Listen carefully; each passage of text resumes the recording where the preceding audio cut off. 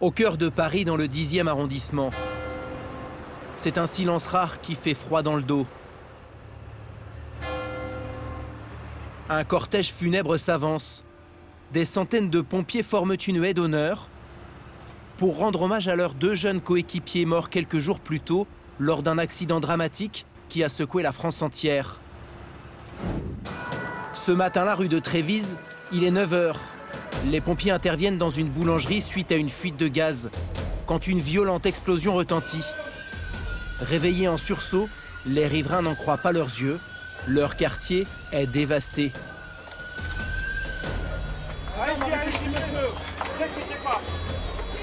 Une véritable scène de guerre en plein Paris. Dans l'accident, 4 personnes sont décédées. Parmi elles, le sapeur de première classe Nathanaël Josselin, 27 ans, et le caporal-chef Simon Cartanaz, 28 ans. Aujourd'hui, la rue de Trévise porte encore les stigmates de cette terrible explosion. Sous le choc, les riverains viennent se recueillir sur les lieux ou déposer des fleurs en hommage aux 2 soldats du feu décédés. C'est très triste. Vraiment, c'est des héros parce qu'ils sont rentrés, ils ont vraiment risqué leur vie et voilà. C'est des jeunes. Ils ont 27, 28 ans. C'est malheureux, hein. Toute la France pleure ces héros morts pour sauver des vies. Pourtant, en coulisses, il règne un certain malaise dans les rangs des sapeurs-pompiers. Ces 10 dernières années, le nombre d'interventions a augmenté de 20%, alors que les effectifs, eux, diminuent. Pire, les secouristes sont parfois victimes d'agressions. En 2017, les autorités en ont dénombré 2800. Et leurs conditions de travail semblent se dégrader.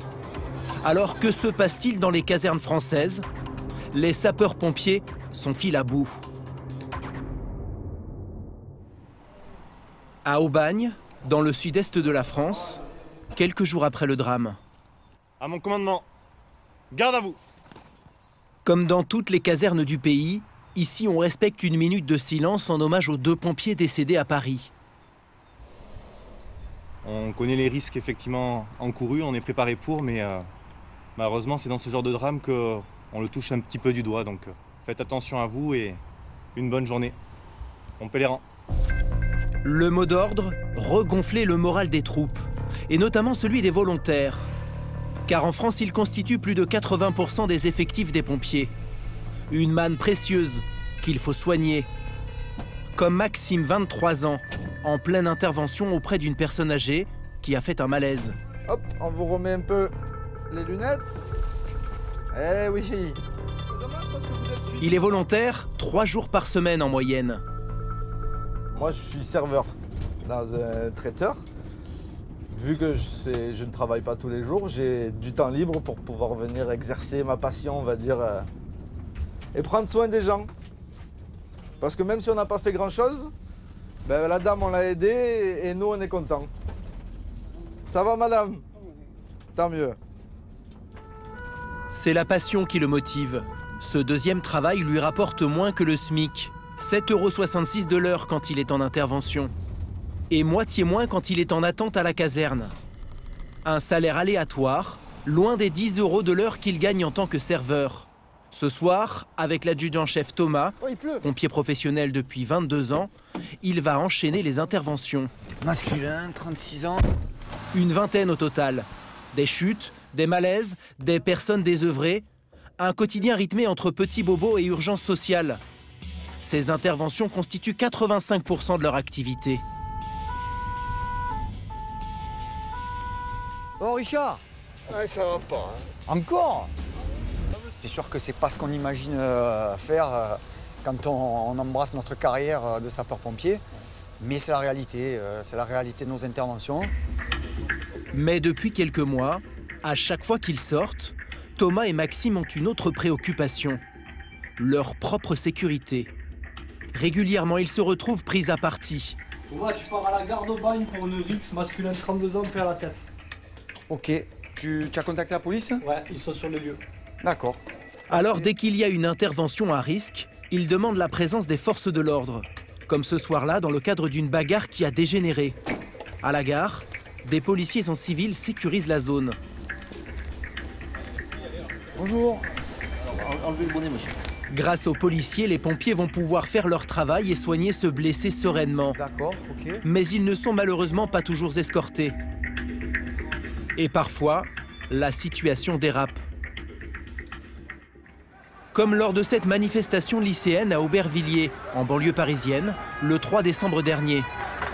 Alors qu'ils étaient venus éteindre un feu de véhicule, les sapeurs-pompiers ont essuyé des tirs de projectiles en tout genre avant de quitter les lieux. Rares sont les soldats du feu qui témoignent de ces épisodes de violence. À Lyon, malgré leur devoir de réserve, des sapeurs-pompiers ont accepté de nous en parler à visage masqué. Le caillassage fait partie de leur quotidien. Pour preuve, les stigmates des agressions sur leur véhicule. Alors ça, c'est des impacts de cailloux ou d'objets divers, en fait, on reçoit malheureusement régulièrement. Donc, quand on intervient, souvent pour des feux de véhicules, comme celui-là également. Donc malheureusement, quotidiennement, on subit des agressions ou des guet-apens, mais on fait quand même notre travail parce qu'on est là pour ça.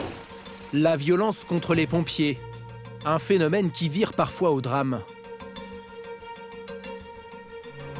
En septembre dernier, un pompier est assassiné. Geoffroy Henry, 27 ans. En exercice depuis 10 ans, il s'est fait poignarder au cours d'une intervention par un schizophrène qu'il était venu prendre en charge. À Bourg-les-Valences, dans le sud de la France, c'est toute une famille qui est plongée dans le deuil. Geoffroy laisse derrière lui son fils d'à peine 1 mois et demi. Mais en tout cas, pour cette journée, je ne changerai rien. Elle était parfaite. Et son épouse Morgane. Quand on est arrivé à la maison. Accompagnée d'Éric, le père de Geoffroy, elle accepte pour la première fois de revenir sur l'événement qui a bouleversé leur vie. C'est quelque chose qui est très très difficile. Mais à ce moment-là, on n'en sait pas plus. On sait qu'il a été agressé par arme blanche. On ne sait pas ce qui s'est passé. Le monde s'arrête. On se dit que c'est pas possible. Je me suis dit comment je vais faire avec mon fils. Jamais je me serais imaginé que mon mari serait assassiné, encore moins en intervention. On se dit que les pompiers, c'est un peu comme des anges gardiens qui viennent pour aider, pour sauver. Jamais on peut s'imaginer qu'une personne leur veuille du mal. Il n'y a même pas de mots pour l'exprimer. Éric, ancien pompier de carrière, a transmis sa passion à son fils. Mais il déplore la manière dont le métier a évolué. Aujourd'hui, les sapeurs-pompiers, on leur demande beaucoup. La population appelle les sapeurs-pompiers pour tout et n'importe quoi. Aujourd'hui, les sapeurs-pompiers, ils sont là pour sauver. Ils sont là pour éteindre des incendies. Ils sont là pour porter secours. Mais ils ne sont pas là pour se faire agresser en permanence. 5 mois plus tard, la famille ne comprend toujours pas comment cette tragédie a pu avoir lieu. Je suis en colère. Parce que ce qui est arrivé, ça n'aurait jamais dû arriver. Mon mari devrait être à mes côtés, elle fait que avec notre fils. Il aurait pas dû, les pompiers n'auraient pas dû être lâchés comme ça face à un individu dangereux. Pour moi, ça restera toujours un assassinat que je ne pourrai jamais tolérer. Pour éviter de tels drames, certains pompiers ont décidé d'agir. Il est 18h à Avoine, un village à 50 km de Tours. Le sergent-chef Anthony termine sa garde, mais ce soir, il ne rentre pas directement chez lui. À 36 ans, cet agent EDF dans le civil est pompier volontaire depuis 19 ans. Et une fois par semaine, il se rend au gymnase de sa ville pour suivre un cours de self-défense. Car comme beaucoup de ses collègues en France, il se sent menacé sur le terrain. Ça m'est arrivé de me retrouver avec l'équipe une agression, mais ça n'a pas été physique, mais ça aurait pu aller plus loin. Pour être capable de réagir en cas de problème, Anthony a décidé d'apprendre le Krav Maga. Salut les filles. Un sport de combat inventé en Israël qui a été adopté par de nombreux services de police et de forces militaires dans le monde. Ce soir, Anthony n'est pas le seul pompier dans la salle. Céline, sa partenaire d'entraînement, est aussi sa collègue. Ça va aller comme ça?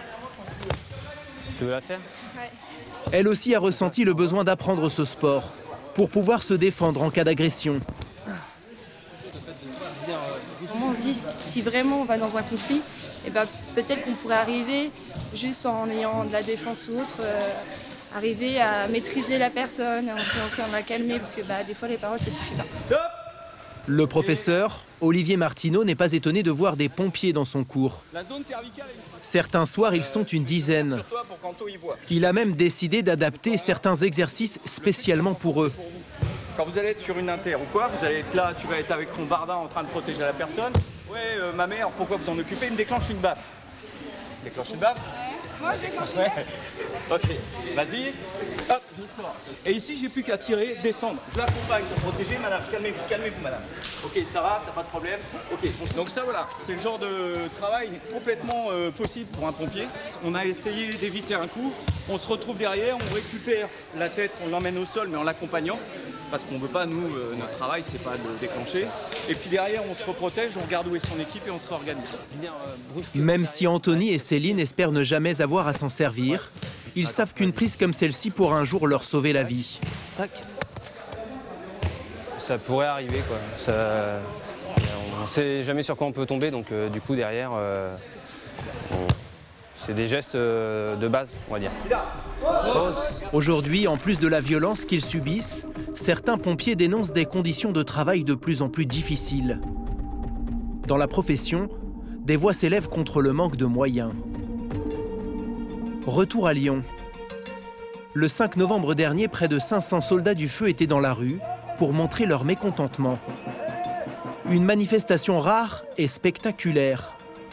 2 d'entre eux n'ont pas hésité à s'immoler par le feu pour interpeller les pouvoirs publics sur leur revendication première, le manque d'effectifs. Aujourd'hui, ces hommes sont toujours en grève et ils ne décolèrent pas. Pour l'année 2019, à Lyon, il manque 100 sapeurs-pompiers professionnels. Pour donner un exemple, il y a eu un feu de voiture dans un garage. Le propriétaire a utilisé un extincteur, ça n'a pas suffi, mais il a réussi à contenir le feu. Il était à 500 mètres d'une caserne, et pas de pompiers dans cette caserne. Du coup, c'est des pompiers qui sont à 17-18 km, qui sont venus pour éteindre ce feu de voiture. Mais le feu de voiture s'est propagé au garage, et aujourd'hui, le malheureux propriétaire, du coup, a dû avoir une cessation d'activité. Et c'est là où c'est des choses extrêmement importantes. En France, depuis 10 ans, les effectifs de pompiers professionnels ont pourtant augmenté. Mais dans le même temps, le nombre de volontaires a fortement diminué. Et aujourd'hui, il manquerait plus de 4000 hommes sur tout le territoire. Parallèlement, le nombre d'interventions a explosé. 800 000 en plus sur la même période. Du coup, aujourd'hui, les soldats du feu ont parfois du mal à faire face. Nous, on est le palliatif de tous les autres services publics. Que ce soit la police, lorsqu'on fait une évasion au public, c'est nous qui allons, parce qu'ils n'ont pas d'effectifs. Les médecins qui ne prennent plus de garde de week-end. Dès que c'est de la bobologie, les gens se tournent soit vers les urgences, soit vers les sapeurs-pompiers. Alors que maintenant, avec les effectifs que nous avons et puis la multiplicité de nos interventions, c'est plus possible. Fin décembre, à Lyon, la direction départementale a annoncé le recrutement de 50 pompiers professionnels sur les 5 années à venir.